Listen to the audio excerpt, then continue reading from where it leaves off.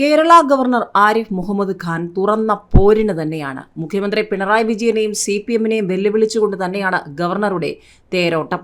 UGC പ്രതിനിധികളായി VC നിയമനവുമായി governor സ്വന്തം നിലയിൽ മുന്നോട്ട്.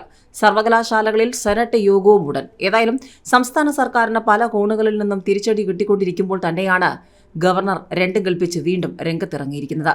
വൈസ് ചാൻസലർ നിയമനം നിയമപോരാട്ടത്തിലേക്ക് വഴിമാറാൻ സാധ്യതയെന്നാണ് റിപ്പോർട്ടുകൾ.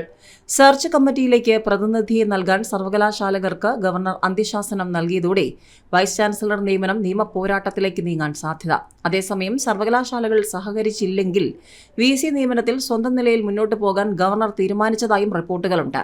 സെർച്ച് കമ്മിറ്റിയിലേക്കുള്ള UGC പ്രതിനിധികളുടെ പേരുകൾ ഗവർണർ വാങ്ങിക്കഴിഞ്ഞു.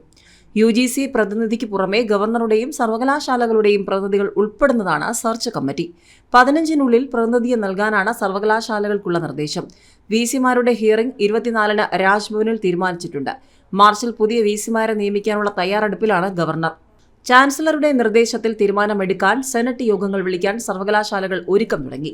കേരളയിൽ 16-നാണ് യോഗം. കണ്ണൂർ MG, കാർഷികം, ഫിഷറീസ്, KTU, കുസാറ്റ്, മലയാളം സർവകലാശാലകളിലും വൈകാതെ യോഗം നടക്കുമെന്നാണ് റിപ്പോർട്ട്. ഗവർണറുടെ കത്തനുസരിച്ച് സർവകലാശാലയുടെ പ്രതിനിധിയെ നൽകണമോ വേണ്ടയോ എന്നതിൽ സെനറ്റ് തീരുമാനമെടുക്കേണ്ടി വരും. എന്തായാലും ചാൻസലർ ആവശ്യപ്പെട്ടാൽ സെനറ്റ് വിളിച്ചു ചേർക്കാതിരിക്കാനാവില്ല.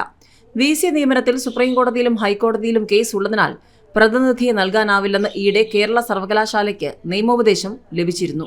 VC നിയമനത്തിൽ ചാൻസലർക്കാണ് അധികാരമെന്ന് കണ്ണൂർ സർവകലാശാല കേസിൽ സുപ്രീംകോടതി വ്യക്തമാക്കിയിട്ടുള്ള ആത്മവിശ്വാസത്തിലാണ് ഗവർണർ. ഗവർണർ സ്വന്തം നിലയിൽ മുന്നോട്ട് പോയാൽ നിയമപരമായി നേരിടാനും സർവകലാശാലകൾ ഒരുക്കം തുടങ്ങിയെന്നാണ് റിപ്പോർട്ട്.